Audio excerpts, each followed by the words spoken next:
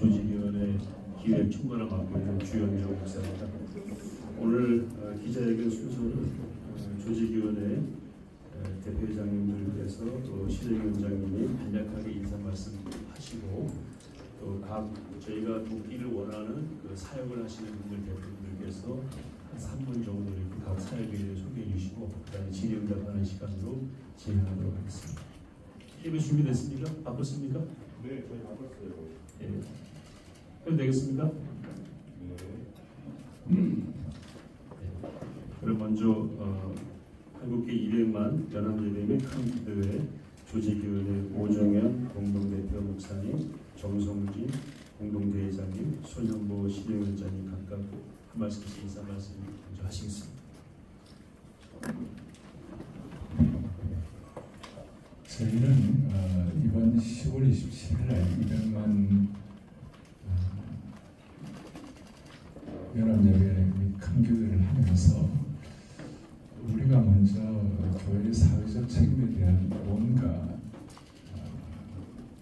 손에 잡히는 표현하는 뭐가 있으면 좋겠다. 그래서 대체적으로는 그 필사를 마치고 난 다음에 이런 기부를 하는데 이번에는 시작하기 전에 보고서 쉽지 않은 것이었습니다만 우리 참 마음을 같이 한 기업가 한국교회 이렇게 마무리되어 가지고 이런 기도식을 할 수 있다는 것은 참 하나님 주신 큰 은혜다 이렇게 생각을 합니다. 그 다음에 저희가 이렇게 할 수밖에 없는 이유는 기부와 함께 다음 세대, 우리 다음 미래 세대가 지금 차별금지법이나 동성애 학대 이렇게 되었을 때 창조 질서가 일어났을 때 정말 우리 민족의 장래가 어떻게 될지에 대한 너무나 간절한 절박함이 있기 때문에 이런 시간을 갖고 기도를 하게 되었습니다.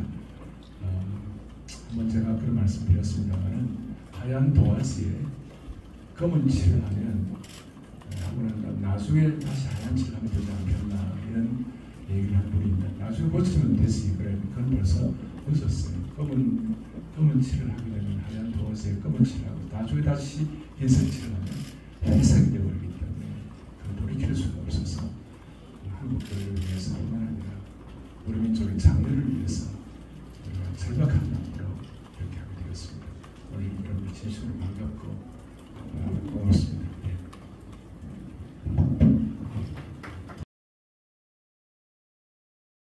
네, 반갑습니다. 은퇴한 지 5년 되었는데 아직도 여기 3분의 2는 다 구면님분들이 이렇게 뵙게 돼서 반갑습니다. 저는 오정현 목사님과 함께 한국교회 봉사단 이사장 대표를 역임했고 우리 한국교회가 세상을 향한 봉사와 섬김을 꾸준히 해왔던 역사와 전통이 있습니다.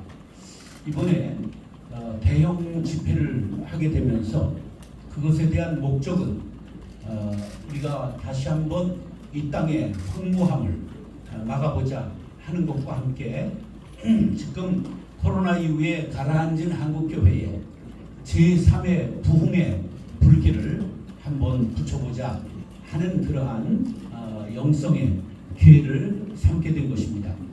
그렇게 됐는데 왜 우리가 스스로 복음을 나누지 않고 이렇게 사랑의 열매와 함께 협약을 하고 나누게 되었는가 하는 것은 우리가 이제 교회가 동떨어져 사는 집단이 아니고 세상과 함께하여 손잡고 가는 그러한 길을 가야 한다 하는 그러한 모양을 우리가 갖추게 된 것입니다. 그래서 교회는 세상의 빛, 세상의 소금이 되어야 하는데 그동안 우리가 교회 부흥기에 스스로 갇혀서 교회 안의 빛, 교회 안의 소금으로 살지 않았나 하는 반성과 함께 가장 세상에 공신력 있는 사랑의 열매와 손잡고 이들에게 우리가 기부함으로 우리가 모은 귀중한 헌금들이 이 땅에 정말 빛과 소금 되어 아름답게 쓰임 받을 수 있도록 그러한 목적을 가지고 오늘 협약식을 맡게 되었습니다. 앞으로 집회도 하나님의 은혜 중에 잘 열릴 수 있도록 여러분들의 좋은 기사를 부탁드립니다. 그리고 이후에도 계속 이러한 좋은 일들을 계속 해 나갈 것을 약속드립니다. 감사합니다.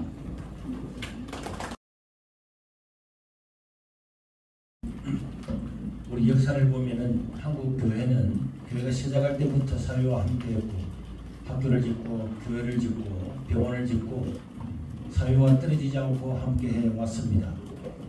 우리 한국 교회는 그동안에 어마어마한 많은 일들을 하고 있고 또 모든 교회는 봉사를 하고 있습니다. 저 소청도에 있는 교회나 완도에 있는 교회나 가파도에 있는 교회나 작은 교회도 교인이 얼마 모이지 않아도 그 교회는 반드시 사회와 함께하고 노인들을 돌보고 아이들을 돌보는 이런 일을 해왔고 또 한국의 대학원까지 졸업했던 많은 이런 교육자들이 최저임금도 받지 못하지만은 각지에서 사회를 위해서 일을 하고 있었고 이거는 어떤 교회든지 봉사하지 않는 교회는 없습니다. 그러나 이번에 10월 27일 이 대회를 앞두고 이제 우리가 공식적으로 선교사를 보낸다든지 개인 교회적으로 했던 이런 일도 굉장히 중요하고 그 지역을 위해서도 엄청나게 많은 사역을 해왔지만은 이제 우리가 더 초대 교회로 돌아가서 사회와 함께하고 함께 숨쉬고 또 함께 나누는 이런 일들을 하고 10월 27일 날에는 그 예배 시간에 100만 명이 모여서 전부 다가 또 온라인으로 100만 명이 전부 다가 동시에 많은 이상식을 헌금을 해서 200억 이상을 지원함으로 한국 교회가 사회와 함께하는 그런 계기가 되기를 원하고 또 우리가 기고를 해보면 또 재미있잖아요. 해본 사람이 또 하잖아요. 그래서 이런 기회에 우리가 교회만 아니라 또 선교뿐만 아니라 사회를 향해서도 함께하는 그런 우리 한국 교회가 된다는 그런 의미에서 이 일을 시작했고 짧은 시간 안에 105억이 모여지면서 하나님을 큰 은혜고 앞으로 우리 한국 교회는 더욱더 각박해지고 황량해지는 이 세상에서 마약 중독자라든지 탈북자라든지 또 여러 위험이라든지 이런 일들에 교회 이름으로도 하지만은 이런 공적인 기관을 통해서 함으로 한국 교회 역할을 잘 감당하기를 원합니다. 감사합니다.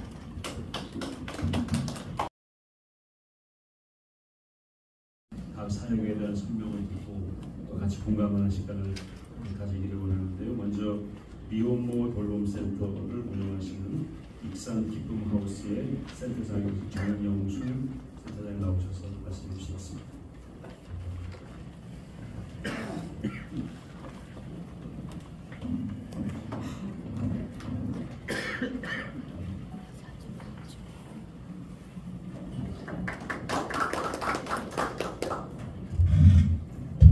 안녕하세요. 저는 이렇게 큰 줄 모르고 진짜 편안하게 왔다가요. 이렇게 가서 떨립니다. 네. 저는 전라북도 익산에 있는 기쁨의 하우스에서 일하고 있는 이제 정영순입니다. 저희는 이제 미혼모 시설에서 일하고 있고요. 저희 미혼모 시설은 출산 지원 시설로 갑작스럽게 임신한 여성이라든가 예상치 못한 임신을 하였을 경우에 가장 먼저 도움을 요청하는 곳입니다. 또한 이들이 입양과의 양육이라는 갈림길에 서 있을 때 다양한 정보를 충분히 제공을 해서 자신에게 맞는 그 서비스를 맞출 수 있게끔 최선의 선택을 어떻게 하면 할 수 있을까라고 우리가 돕고 있고 이 과정에서 양육보다 아니 입양보다 원가정에서 양육하는 그 미혼모 가정들이 늘어나고 있습니다. 미혼모 시설의 어려움은 현실적으로 다방면에서 많이 있는데요. 입양을 선택한 미혼모인 경우에는 아이를 입양 보내면서 느끼는 이제 슬픔이라든가 상실감 그리고 무엇보다 주체성을 많이 갖고 있습니다. 그리고 입양을 보냈다라는 사회적인 그 낙인이라든가 주변의 부정적인 그 반응 경험으로 인해서 심리적인 부담을 많이 느끼고 있어서 이들을 위한 심리적인 회복을 어떻게 하면 시킬 수 있을까라는 그 작업부터 진행을 하고 있습니다. 그리고 자신을 존중하고 자립할 수 있는 직업 훈련이라든가 그 다음에 혼자 살아갈 수 있는 교육 다시 또 이런 상황을 만들지 않게 하기 위한 그 초기 교육들을 저희가 실시하고 있습니다. 또 양육을 선택한 미혼모들은 사회적 그 시선이라든가 평등보다 더 어려운 부분이 무엇이냐면은 아이를 온전히 받아들이고 그리고 그 아이를 내 자녀라고 인식하는 그것까지 가장 어려운 부분이고, 또 자신이 아이를 양육을 하면서 이 아이한테 오히려 부정적인 영향을 미치지 않을까라는 그 걱정을 하는 그런 부분들이 가장 큰 부분입니다. 그래서 아이와 함께 살아가는 것에 대한 심리적 불안이라든가 경제적인 불안이라든가 또 양육을 잘할 수 있을까라는 그 불안 등 다양한 어려움으로 인해서 그대로 그 불안이 아이한테 전해지고 있는 것이 현재 미혼모 가정들의 현실입니다. 따라서 양육을 선택한 미혼모에게는 신생아 케어부터 저희가 시작을 하고 있는데, 초기 부모 교육이라든가 애착 형성 교육이라든가 또 다양한 또 이들한테 가장 중요한 부분이 운전면허 습득을 할 수 있는 그 직업 훈련이라든가, 그리고 통합적이고 포괄적인 서비스를 저희가 지원하고 있습니다. 그리고 미혼모 시설을 퇴소한 이후에는 같은 처지의 미혼모들이 함께 생활을 하면서 공동체적인 그 지지를 받을 수 있는 그런 부분이 있었는데, 그것이 없이 혼자서 아이를 키워야 나가는 그런 부분들이 있어서 양육의 고립감을 함께 느끼고 있어서 또 이들을 위한 사육 관리도 저희가 진행을 하고 있습니다. 이제 미혼모 시설을 하기 위해서 정부에서 운영해 주는 그 지원들이 있는데, 그 지원들은 한정된 예산으로 운영되기 때문에 미혼모들이 필요한 서비스를 다 지원하기에는 어려운 부분들이 있습니다. 그래서 이들한테 진짜로 필요한 그 부분을 저희가 지원해주기 위해서는 다양한 사회적 자원이라든가 주변의 도움, 그리고 기업의 후원으로 저희가 그 필요한 서비스를 진행하고 있습니다. 그리고 무엇보다도 이들한테 진행해줘야 하는 그런 서비스들이 공동체적으로 이들이 생활하고 있지만 1:1 맞춤형으로 저희가 지원하는 그 부분으로 봤을 때 가장 큰 효과를 본 적이 많이 있습니다. 그리고 이들한테 가장 그 현재 중요한 부분이 사랑을 어떻게 받고 또 그 받은 사랑을 어떻게 아이한테 지원해줘야 되는가, 이 부분을 가장 첫 번째로 저희가 실천하는 그런 부분이기도 합니다. 그리고 2024년도 7월 19일 날 보호출산제가 또 시행을 하게 됐습니다. 그래서 전국에 있는 미혼모 시설 중에서 16개 미혼모 시설이 이 보호출산제와 관련된 지역 상담기관을 운영하고 있습니다. 저희 기관도 지역 상담기관으로 운영하고 있는데요. 지역에 있는 이 보호출산제를 운영하기 위한 이들에 대한 미혼모에 관련된 그 다양한 서비스는 시설에 입소한 미혼모보다도 더 열악한 환경들이 많이 있습니다. 그리고 무엇보다도 이들한테 가장 큰 문제는 무엇이냐, 자기가 현재 임신한 상황을 모르고 출산하는 경우들이 너무나 많이 있고, 또 그리고 자신이 임신한 그 사실을 인지하지 못한 채 받아들여야 하는 그런 상황과, 그리고 가족들이라든가 사회적인 그런 부분이라든가 친구들 그 관계 속에서 자신이 미혼모라는 그런 부분을 어떻게 이야기하고 할까라는 그런 고민들을 많이 하고 있을 때 지역 상담기관에서 같이 고민해주고 같이 존중해주면서 또 이 태아의 생명을 보호해준 측면으로 다가가고 있습니다. 그래서 저희 미혼모 시설뿐만 아니라 보호출산제로 운영하고 있는 지역 상담기관도 여러분들의 많은 관심도 필요하다고 보여집니다. 이상입니다.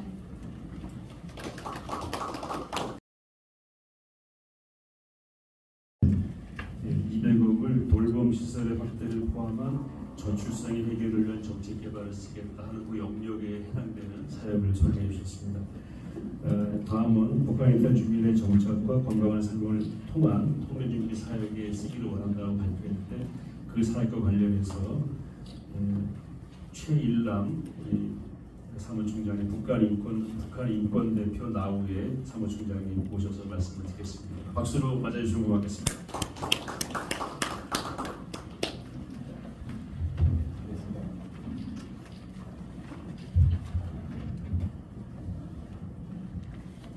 네, 안녕하세요. 저는 북한인권단체 나우에서 사무국장으로 일하고 있는 최일남입니다. 네, 이렇게 많은 카메라 앞에서 제가 발표하기 처음이라서 너무 떨리고 지금 너무 긴장되지만 제가 준비한 것들 잘 말씀드리도록 하겠습니다. 감사합니다. 먼저 한국교회 200만 연합예배와 예배 및 선기도회에서 나라와 민족을 섬기기 위해서 오늘 사랑열매 측에 큰 기부를 해주셔서 저희 북한인권단체 나우를 대표해서 감사를 드립니다. 저희 단체는 2010년에 창립되어 있는 남북한 해외 및 또 우리 동남아 친구들 또 여러 세계 투쟁과 함께 창립한 북한 인권 단체로서 크게 4가지 사역을 하고 있습니다. 첫 번째로는 저희 북한 인권 문제를 대한민국 및 국제사회에 알리기 위한 캠페인 사역을 하고 있고, 두 번째는 저희가 탈북민, 중국이라든가 북한에서 탈출하신 분들을 대한민국으로 모셔오는 긴급구호 활동을 하고 있습니다. 현재까지 한 500분 가까이 제가 대한민국으로 모셔왔고, 그 기금도 모두 이렇게 한국교회와 또 대한민국 국민들의 성공으로 이루어졌습니다. 그리고 이분들을 대한민국에 잘 정착시켜야 앞으로 통일을 준비하는데 중요한 역할을 할 수 있기 때문에 저희가 정착 지원 사역도 하고 있습니다. 그래서 대표적인 예로 제 강원도 홍천군에 준말로 공장을 열어서 우리 탈북민들, 특히 여성분들 같은 경우에는 집안에 안 머물러 있고 밖에 나오질 않습니다. 왜냐하면 탈북 가정에 생긴 여러 가지 트라우마로 인해서 경제활동과 사회활동을 거부하시는 분들이 많고요. 이런 분들을 저희가 모셔가서 리프레시키면서 사회와 경제활동에서 도전할 수 있게끔 저희가 도움을 드리고 있습니다. 그 다음에 네 번째로는 저희가 탈북 청년들을 통일을 준비하기 위해서 이 친구들이 앞으로 북한 땅으로 돌아갔을 때 북한 주민들을 섬길 수 있는 민주주의자로 양성하기 위한 교육활동을 하고 있습니다. 네. 저희 탈북민들은 자유와 인권이 보장되어 있는 대한민국에서 정착에서 대부분 다 잘 살고 있습니다. 하지만 모든 사회가 그렇듯이 항상 인권의 이런 지원의 사각지대에 계신 분들이 존재합니다.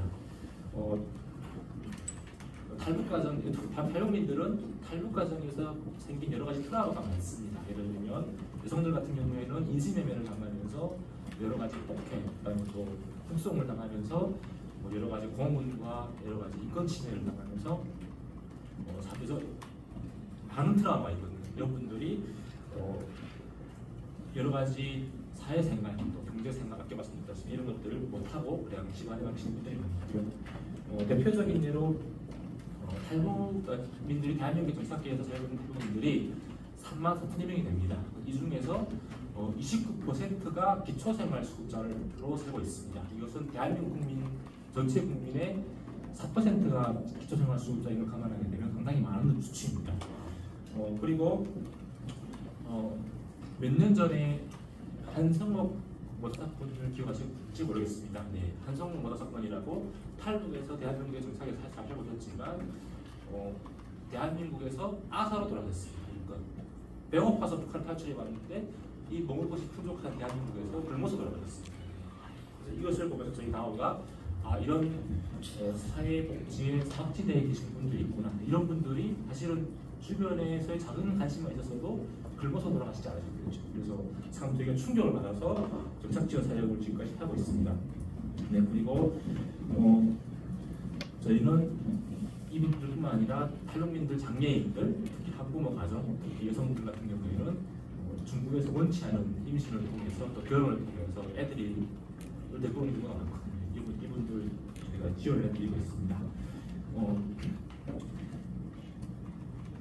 이 모든 사회 활동이 그렇듯 우리가 우리 사회의 관심과 또 재원이 가장 중요한 요소로 작용하고 있습니다.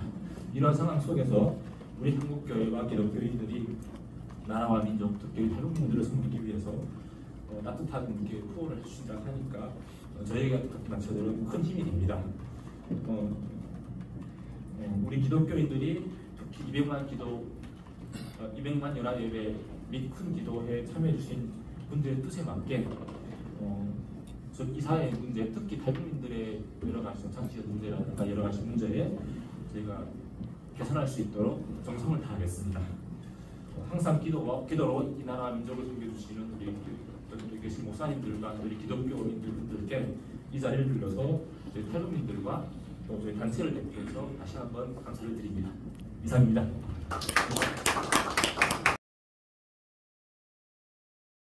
사역에 이 지원이 쓰임받기를 바라는데요. 관련해서 중독, 마약 이런 부분에서 어떻게 청소년들을 지킬 수 있을까 하는 사역을 하고 계시는 한국 청년 마약 예방 캐치 총연합 공동 대표이신 곽성훈 대표님 모시겠습니다.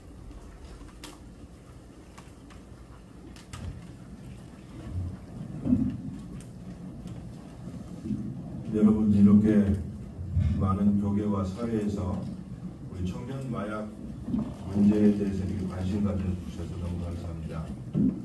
저는 한국 청년 마약 예방 퇴치 총연합 공동대표를 맡고 있으며 또한 저희가 하고 있는 사역은 국제교도협회 프리즌 펠로십 인터내셔널 한국 대표를 맡고 있으면서 여주 민영교도소 교육위원으로 섬기고 있었습니다. 하지만 요즘 청소년 마약 문제가 너무나도 심각한 문제라는 것을 저희는 현장에서 보고 있습니다. 우리 미혼모 사역을 하고 계시는 우리 대표님과도 말씀을 나눴지만 재작년에 신생아가 25만 명이 태어났으면 작년에 마약으로 검거된 숫자가 2만 8천 명입니다. 암수 범죄이기 때문에 곱하기 30을 해야 됩니다. 80여만 명 중에 38%가 청년들입니다. 약 30만 명 이상이 해마다 중독되어 가고 있는 이 국가적인 이 문제에 저희들이 가만히 있을 수가 없었습니다. 저도 과거에는 한때 중독자였지만 하나님의 은혜로 이러한 사람들을 돕는 조그마한 일들을 조금 하고자 합니다. 저희 한마총은 청소년 청년들의 마약 중독 예방 퇴치 및 치료 재활을 위해서 수사 협력과 예방 교육, 치료 재활까지 100여 개의 단체 분야별 전문가들이 모여있는 국내 최대 민간 마약 단체 연합입니다. 전문적인 치료를 제공하는 유일한 민간 병원인 인천 참사랑병원과 또한 20여 년간 한국 최초 재활치유 공동체인 소망을 나누는 사람들이라는 전문단체들과 함께 청소년 청년 마약 중독 예방 캠페인과 고위험군의 회복 지원을 위한 치유 재활 관리 체계 구축 사업을 법무부와 함께 진행하고 있습니다. 현재 우리나라의 시스템은 검거하고 마약의 심각성에 대한 문제들은 많이 알려져 있습니다. 하지만 효과적인 대안을 제시하고 있지는 못하고 있습니다. 중독자들에게 가장 필요한 것은 유혹적인 환경과 분리되어 치료에 전념할 수 있는 쾌적한 환경이 있는 마약 전문 병원이 필요합니다.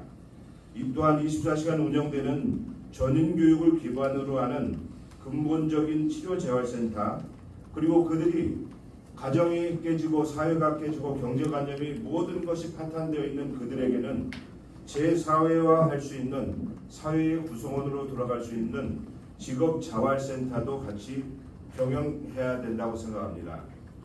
중독으로 인한 극심한 육체적 정신적 고통의 벽을 지나도 사회에서 바라보는 그들의 선입견과 편견으로 인해서 그들이 복귀하기 어려운 암담한 현실 속에서 진정한 자유의 삶을 살아갈 수 있도록 우리 교회와 사회와 가정에서와 국가에서 이들을 도와야 될 것입니다.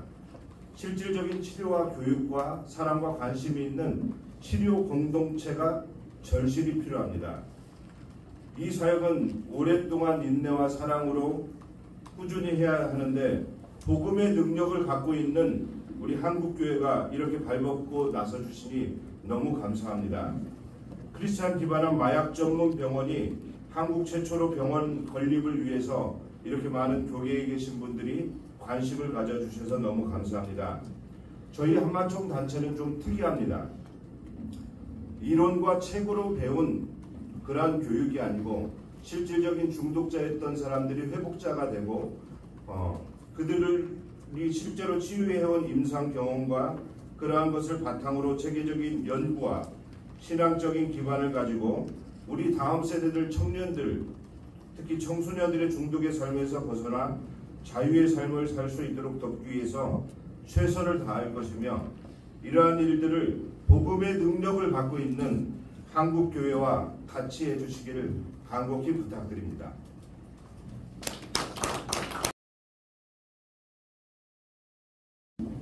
헌혈을 통해서 한국교회가 우리 사회를 섬기는 그런 정책을 입안하고 계획하는 중에 있는데, 이 부분을 맡고 계시는 우리 200만 연합예배 조직위원회 청년위원장이신 조평세 박사님 말씀 듣겠습니다.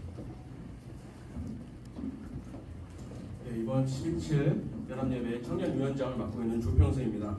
앞서 목사님들께서 말씀해 주셨듯이 한국교회는 지난 140년 동안 대한민국에서 사회적인 책임을 무엇보다 다하면서 나라의 독립과 건국 그리고 산업화를 책임졌습니다. 그런데 그 중에서도 특히 의료 활동에 몰두하였는데요. 정확하게는 사실 대한민국의 개화가 사실은 민영익을 치료하면서 알렌 선교사가 민영익을 치료하면서 시작되었다고 할 수가 있습니다. 그래서 한국교회는 애초부터 우리 국민들의 건강을 책임졌다고 할 수 있는데요. 그런데 지금 심각한 것은 대한민국이 피 부족 국가입니다. 만성적인 혈액 부족을 앓고 있다라고 우리가 알고 있습니다.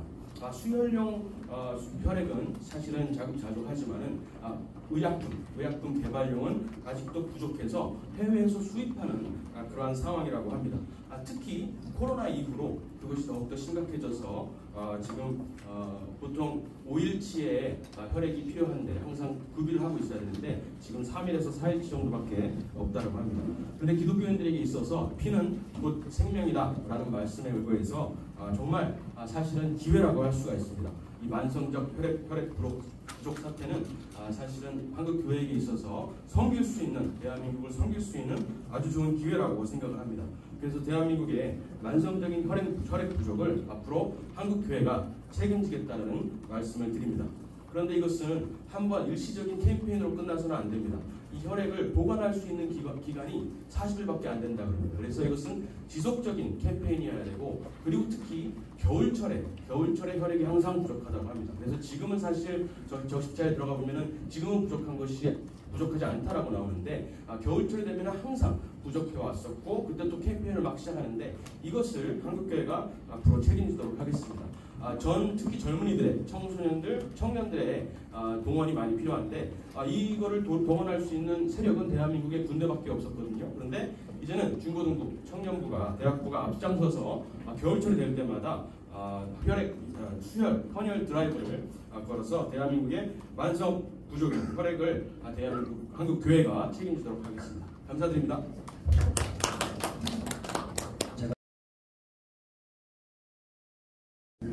한국은 헌혈의 집이 157개가 있고 헌혈 카페도 많이 있습니다. 그런데 우리가 1년에 피가 300팩이 하나 하는 게 한 팩인데 300팩이 필요한데 50만 팩이 모자랍니다. 어떻게 우리가 이것을 한국교회가 책임질 수 있을 것인가? 예를 들면은 서울에도 30개의 헌혈의 집이 있는데 이 헌혈의 집 한 개를 중심으로 해서 여러 교회가 협력해서 월요일날은 어느 교회가 가고 화요일날은 어느 교회가 가고 이렇게 해서 전국적으로 전부 다 이 조직처럼 하면은 큰 어려움 없이 피가 남아 돌아갈 수 있는 그런 체제를 갖추어서 내년부터는 우리 오정현 목사님도 이것을 무대에 강조한 것처럼 한국교회 헌혈은 한국교회가 충분히 책임질 수 있고 이건 그냥 말로 하는 것이 아니고 저희들이 재단을 만들어서 반드시 실현해서 한국교회에 더 이상 피가 없어서 피가 모자라서 의약품을 못 만든다든지 사람이 어려움을 당하지 않도록 할 그런 계획을 가지고 있습니다.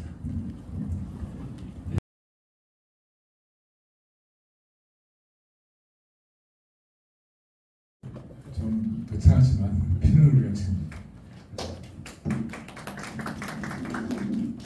지금 발표한 그 사역자나 그 단체는 우리 100억을 모은 이 기금에서 직접 지원하는 것은 아직 결정이 된 바는 없습니다. 다만 저희가 미리 양해를 구했습니다만은 이 방향에서 사역하시는 분들을 통해서 이것이 얼마나 절실하게 필요한지를 말씀을 나누려고 했거든요.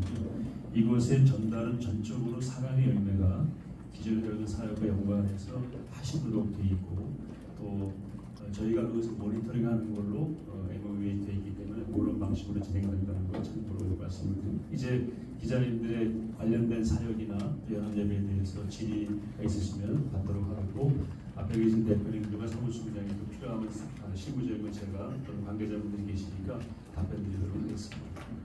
질문하실 때 소속을 좀 말씀해 주시고 질문해 주시고 네, 자유일보의 박병들입니다. 한국교회가 이렇게 200억이라고 하는 엄청난 모금을 통해서 한국 사회의 빛을 부를 정도로 굉장히 참신하고 귀한 일이라고 생각합니다. 제가 질문하고 싶은 것은요, 교회가 이번에 이제 동성애 합법화 차별금지법 저지 이 부분을 들고 이제 집회를 하십니다. 집회 한 번으로 이 부분이 바로 해결될 거다 이렇게 생각하는 분들은 많지 않을 것 같아서 앞으로 구체적인 어떤 방안을 가지고 추진하실 것이며 또 이런 우려가 좀 있습니다. 한국교회 새로운 연합단체가 또 만들어지는 게 아닌가 이런 우려를 가진 분들이 계신데 아까도 헌혈 재단을 만들겠다 이렇게 심영호 목사님 말씀하셨는데 그런 부분에 대해서 두 부분에 대해서 답변을 주시면 감사하겠습니다. 영적 저력을 우리가 다 내도해야 되고 이번에 아시겠습니다만 이제 감리교만 발표하면 뭐 한국교회 전체가 지금 다 140년 역사상 처음 이렇게 함께 마음을 모으는 200만 연합 집회가 되었습니다. 오늘 사실 이영훈 목사님도 나오셔야 되는데 해외 집회 관계가 못 나오셨는데 그런 차원에서 하고 이제 앞으로 우리가 한국교회가 그동안 하려고 했다가 못했던 가장 참 안타깝고도 꼭 필요한 것이 뭐냐면 미국의 무슨 헤리티지 재단이나 후보 연구소나 이런 것처럼 정말 한국교회 전체를 망라할 수 있는 소위 인스티튜트, 인포메이션 인스티튜트, 코리안 크리스천 인포메이션 인스티튜트, 한국교회 전체 연구소랄까, 정보연구원이랄까 아마 이것이 아마 이번에 200만 연합 집회 끝나고 나면 자연스럽게 한국교회 장로를 위하여 자연스럽게 힘을 모을 계기가 되지 않겠나 그런 생각, 제 생각인데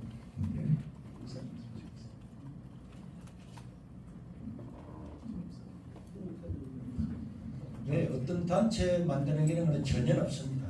정치적인 것도 아니고 여기서 어떤 재단을 만들어서 사회에 기부하고 이런 것들은 장기적인 어떤 그런 싱크탱크를 만들 수도 있지만은 어떤 뭐 연합회 이런 걸 만들어서 영향을 미칠 계획은 1도 없습니다. 네, 한 가지가 좀 구체적인 방안. 이번에 이제 집회를 하시고 나서 구체적인 방안을 어떻게 동성애 합법화와 차별금지법 저지를 위해서 어떻게 구체적인 행동을 하실 건지 그 부분에 대해서 질문을 드립니다. 우리가 모든 것은 계획을 할 수가 없지만은 10만 명이 20번 모이는 것보다도 100만 명이 한 번 모이면은 그 파급 효과는 어마어마하게 클 겁니다. 관심을 가지지 않았던 우리 성도들도 와 이런 문제가 있는구나 알 거고 심지어 불신자들도 하나님을 안 믿는다고 할지라도 이것은 인류 전체의 문제잖아요. 9살짜리 아이가 학교 가가지고 호르몬 주사를 맞는데 부모가 개입을 하지 못한다. 부모가 개입하면 처벌을 받고 감옥에 가는 것이 현실입니다. 또 13살짜리 아이가 남성으로 변화되면서 유방수술을 했는데 나중에 지나고 나니까 유방이 또 자라는 줄 알았다고. 이런 것은 무지하잖아요. 성인도 아닌 어린아이들이 호르몬 주사를 맞고 부모의 동의도 받지 않고 수술을 하고 이런 것은 어떤 부모도 원하지를 않을 겁니다. 이런 것들이 확산되고 나면은 100만 명이 한번 모이고 100만 명이 유튜브를 보면서 한국교회 전부 다가 퍼지게 되면은 한번 모이지만은 이 파급 효과는 정말 뚱티모가 터진 것처럼 그거는 나쁘게 터졌지만은 모든 우리 시민들의 의식을 바꾸게 되는 그런 계기가 될 것이라고 보고 1930년도에 인도에 간 데는 영국의 소금 정책에 의해서 그 영국이 불안 가운데 자기 나라에서 나오는 소금만 식민지 인도에 보급을 하고 인도 사람들은 소금을 채취하거나 판매를 못하도록 했습니다. 그러나 거기서 저항했던 간디의 그 저항은 380km를 걸어서 대서양까지 걸어가므로 그 한 번 1회였지만은 그 이전과 이후로 완전히 바꾸어 놓았고 1963년도에 말틴 루터 킹 목사님은 워싱턴에서 직업의 자유를 가지고 흑백의 이런 문제들 한번 모셔야 되겠냐. 많은 모임이 있었지만은 30만 명이라고는 한 번 모였을 때에 이런 버스를 타든지 식당 가든지 화장실 가든지 남녀의 모든 이 흑백의 문제를 해결하고 1963년 이전과 이후가 완전히 달라지게 되었습니다. 그와 마찬가지로 종교개혁 507주년이 되는 10월 27일 이날 전과 후가 완전히 달라지고 한 번 모이셔야 되겠냐. 한 번 모이면 기적이 일어나게 될 겁니다. 그 뒤에는 하나님께서 알아서 하실 거고 지금은 우리가 구체적인 계획을 가지고 있지 않지만은 또 좋은 방안들이 많이 나올 걸로 예상이 됩니다. 이제 그 부분은 실무적으로 제가 잠깐 준비되어 있는 걸 말씀드리면 현재 잠깐만요. 김한수 기자님. 그리고 답변을 짧게 드릴게요. 120여 개 시민단체가 함께하고 있는데 100만 명 서명운동을 지금 하려고 현재 진행되고 있고요. 그리고 입법, 행정, 관계자들을 통해서 방금 손 목사님 말씀하신 100만 명들 한국의 전체 의지를 말씀드리고 절차상에 저희들이 구체적인 잘 지키면서 개입함으로써 이것이 구체화되도록 그렇게 생각합니다. 김한수 기자님. 뭐 앞단계의 이야기.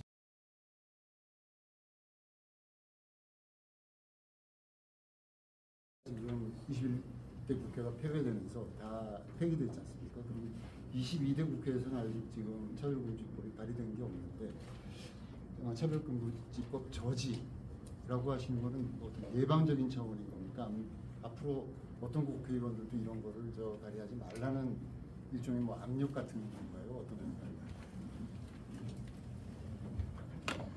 지난 7월 18일 날 대법원에서는 동성애자 커플에게도 피부양권, 건강보험 피부양권을 인정하는 판결이 있어졌고, 이거는 사실상 동성애가 합법화되는 전 단계고, 또 우리가 지난주에 뉴스를 보면 아는 것처럼 이미 어떤 건강보험공단에서는 이걸 인정하는 일도 일어나게 되었습니다. 국회의원들이 이것을 발의를 하지 않아도 사법부를 통해서 우회적으로 통해서 사실상 입법의 효과를 내려고 하는 것이 이런 목적이기 때문에 이런 우리 한국 성도들이나 우리 한국 국민들이 이 동성애 차별법이 얼마나 우리에게 해악을 끼치는가를 널리 알리게 되어서 예방은 물론이고 반드시 입법을 막아서 우리는 건전한 나라, 거룩한 나라, 또 건강한 가정을 이루려고 하는 것이고, 이 두 가지가 다 포함이 되어 있습니다. 답이 될지 모르겠는데요. 저희 교회 국회의원들이 좀 계시는데 지난 토요일에 이런저런 얘기를 하다가 이건 조심스러운 얘기입니다만은 21대 국회 하여튼 호시탐탐 기회가 주어지면 반드시 통과시키려고 애를 썼는데 좀 이런 계기가 있어가지고 좀 저지가 좀 됐고 22대 국회도 만만하지 않을 겁니다. 그런데 이번 이 계기가 지금 국회 다수당이 이 차별금지법에 대해서는 좀 보수적으로 있기 때문에 우리가 조심스럽게 방향을 잡고 있습니다. 네. 저기 어디시죠? 기독인 뉴스의 김성수 기자인데요. 한 가지만 여쭙겠습니다. 지금 100만 명이 어쨌든 이제 광화문부터 시청까지 모인다는데 시청까지는 조금 더 넘을 것 같고요. 원래는 남대문까지로 했다가 왜 시청으로 좀 줄여졌는지 장소가 100만 명이 모인다고 하면 실질적으로 남대문을 넘어서 서울역까지도 갈 수도 있다라고 생각이 되는데 지금 이제 조직위에서 발표하신 건 시청까지만 일단 진행된 걸로 같아서 그 부분에 대한 설명 한 가지. 잠깐 그거는 아마 영상까지 갈 겁니다. 아니 그러니까 그건 조금 이따 설명해 주시고 또 하나 질문은 다른 게 아니라 이제 이번에 이제 한국교회가 100억을 이제 최대한 이제 빨리 모금을 하신 것 같아요. 이번 조직이 준비 발대식 하고서 불과 이제 며칠 되지 않은 상황에서 됐는데 이제 원래는 이제 참석자들이 1만 원씩 이제 헌금을 낸 걸 가지고 이제 100억을 만든다는 그런 얘기도 있었는데 그래서 200억이라는 얘기가 있었는데 요번에 100억을 만드시게 된 뭐 교회들이나 좀 많이들 이제 참여한 몇 군데들을 좀 설명을 해주시면 기자들이 조금 이해하기가 좀 편할 것 같습니다. 먼저 집회에 대한 내용 먼저 제가 말씀드리고 나머지는 주무수님 하시죠. 제가 공식적으로 9월 27일 날 서울경찰청에 집회 신고한 집회 장소는 광화문부터 시작해서 서울역까지 인도와 차도 전 차선을 저희가 집회 신고를 마쳤습니다. 다만 119 구급차라든지 응급 상황에 대비해서 2개 차로 정도는 저희가 경찰과 협조를 해서 처음 시작할 때는 그 2개 차로는 저희가 예비해 놓고 제가 집회 신고를 지금 한 상태입니다. 그러나 사실은 저희의 더 큰 계획은 서울역까지는 이미 저희 계산에도 이미 넘어섰습니다. 이제는 저희가 2차적으로 봐야 될 것은 그 다음 장소까지도 집회 신고로 변경해야 되는 그런 상황까지 저희가 지금 고민하고 연구하고 있는 그런 상황입니다.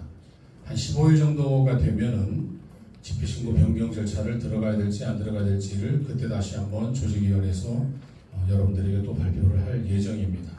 이렇게 집회에 대한 부분들은 이해해 주시면 좋겠고, 그 다음에 차별금지법을 막기 위해서는 지금까지 2007년 이후로 모든 국회에서 차별금지법 법안을 계속해서 상정을 21대까지 했습니다.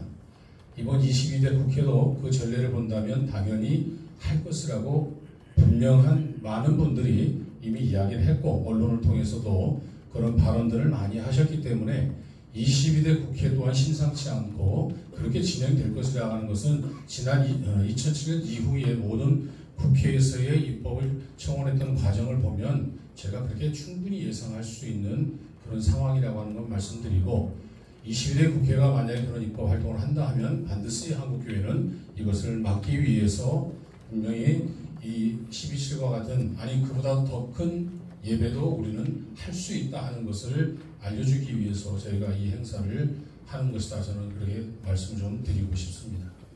기부에 대해서 제가 간략히 말씀드리겠습니다. 이제 저희가 200억 잡은 이유는 200만이 10,000원씩 헌신하자 그런 목표로 200억을 잡았고요. 저희가 쓰지 않고 사회적 기부를 통해서 우리 한국 사회를 섬긴다 이런 취지고, 그래서 200억이라는 숫자가 정해진 거고, 이제 아직 다 완성되지 않았기 때문에 얼마가 최종적으로 모일지는 모르겠습니다. 그리고 그렇게 돼서 다 완성이 되고 또 전달이 되고 났을 때는 말씀을 다 드리도록 하겠습니다. 그리고 기부자 가운데는 본인이 기부한 사실을 밝히기 원치 않는 분들이 계십니다. 다 종합해서 이걸 다 사업이 끝난 다음에 말씀드리도록 하겠습니다. 다음 질문 드리겠습니다. 네, 저 월드청 TV 운영하고 있는 정진희 기자 목사입니다. 지금 10월 3일 날인가 은혜와 진리교회에서 이제 그 한국교회 기도의 날 뭐 행사를 했고요. 그리고 이제 그 정강원 목사 그쪽이 지금 이제 광화문에서 집회를 이제 이렇게 해오고 있는데, 한간에 그 여론이 그 한기총과 전국의 그 지역 기독교연합회, 그리고 이제 이쪽 뭐 그 기존 그 광화문 세력들과 어떻게 화합을 해서 이걸 성공적으로 진행하실지 그걸 좀 말씀해 주시면 감사하겠습니다.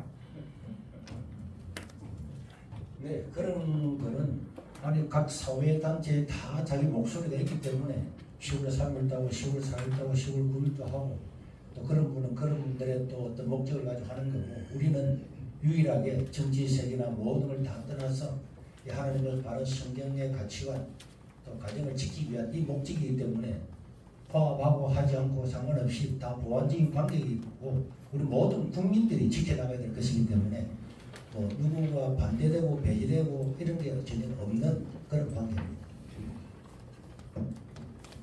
예, 정치색을 우려하는 분들이 목소리 있는 것도 들었습니다.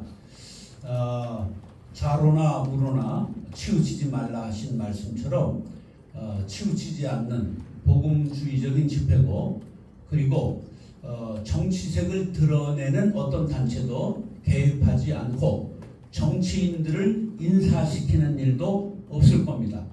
그래서 철저하게 여러분들에게 정치색을 배제하고 순수한 교회 연합, 교회 복음 집회다.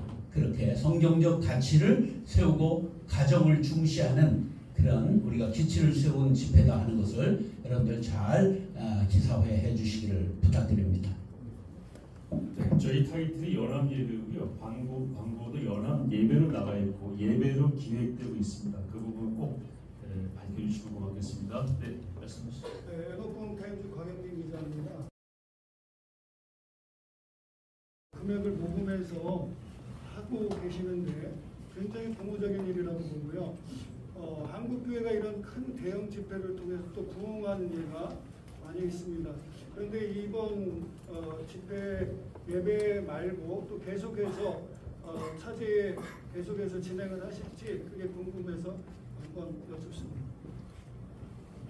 아까 말씀을 다 드린 것 같고 저희들은 기도합니다.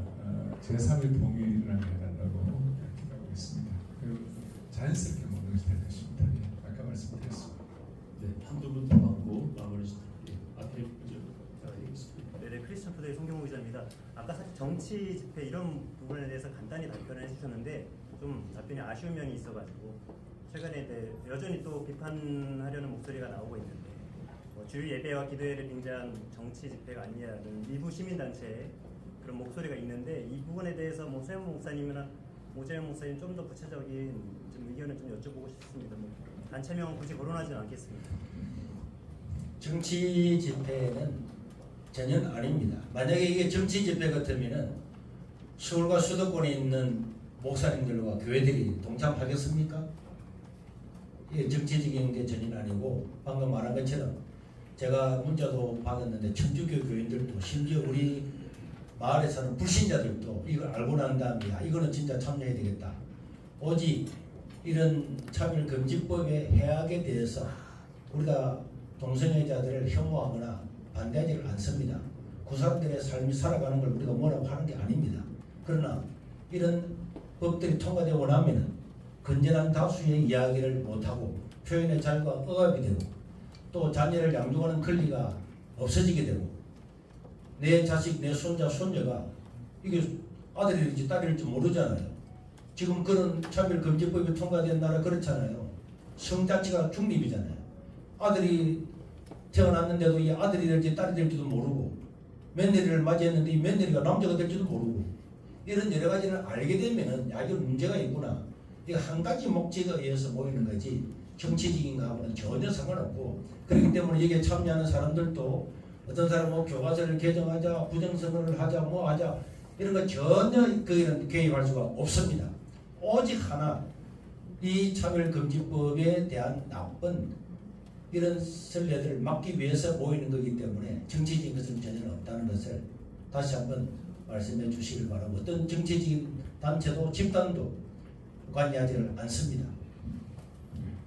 한 분 더 받겠습니다. 기독교 한국신문의 사랑의 열매 이렇게 기증식을 가지셨는데 제가 좀 이렇게 판단하기는 좀 이렇게 자체적으로 좀 더 복지에 사각지대에 있는 곳을 자체적으로 발굴해가지고 좀 지원을 했으면 좀 더 어땠을까 생각을 하는데 혹시 앞으로 이런 부분에 대해서는 뭐 계획이 있으신 건지 아니면 사랑의 열매 쪽에 이렇게 계속 맡기셔가지고 하는 건지. 예, 그것은 사랑의 열매 쪽에 나누는 것을 맡기는 거고 구체적으로 어떤 단체들을 하는 것은 협의를 우리 실무팀들이 지원받고 할 수 있는 거죠. 그런 것은 열려 있습니다. 그러니까 그런 것들도 앞으로 그런 염려들을 좀 이렇게 잘 제보해 주시고 함께하면 얼마든지 여러분의 불안을 잠재울 수 있고 꼭 기억하실 것은 정치적인 색은 전혀 배제합니다. 여러분들 그것은 제가 막기 위해 들어와 있습니다.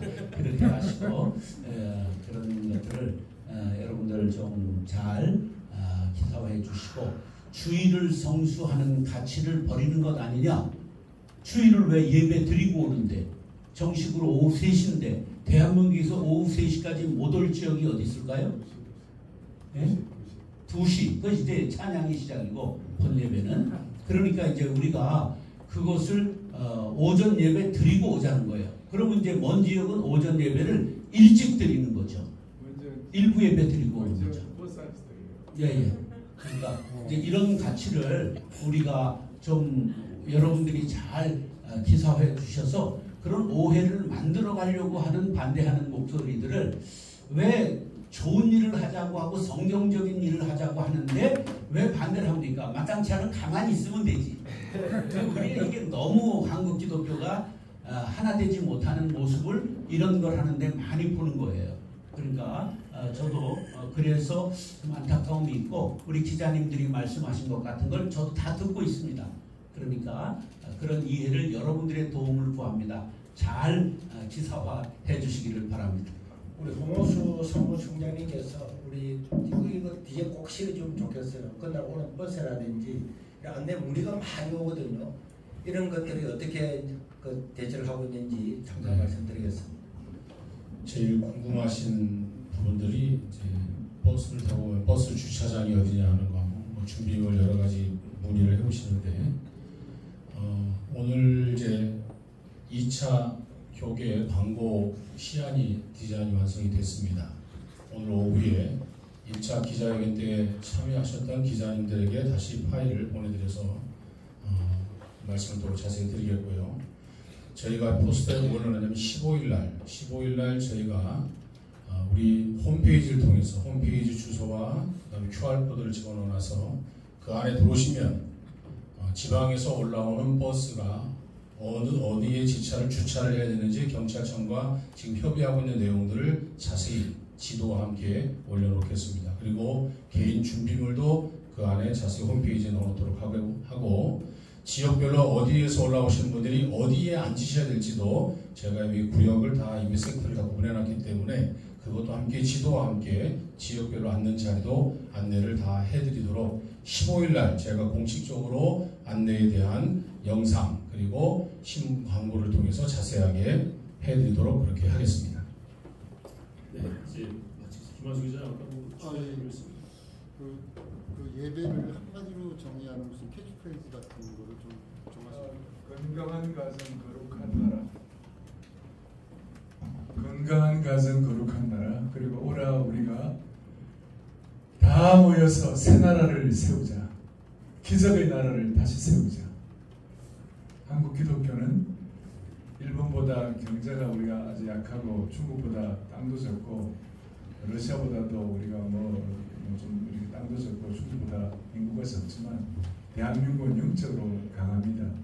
한국 교회가 새 나라보다 더 강합니다. 그래서 우리는 그런 면에 있어서 영적인 콕스 향도가 되어야 한다고 생각합니다. 조정 경기에 이 노를 젓는 사람들은 힘이 덩치가 크지만 콕스 방향을 잡는 사람은 정원하지만 방향을 잡는 겁니다. 대한민국 교회나 대한민국이 중국이나 일본이나 러시아를 향도할 수 있는 그런 결정적인 날이 이번 10월 27일 될 것이라고 확신합니다. 네, 별로 방송 안 하시고 이상으로 기자회견 마치도록 하겠습니다. 감사합니다. 수고하셨습니다.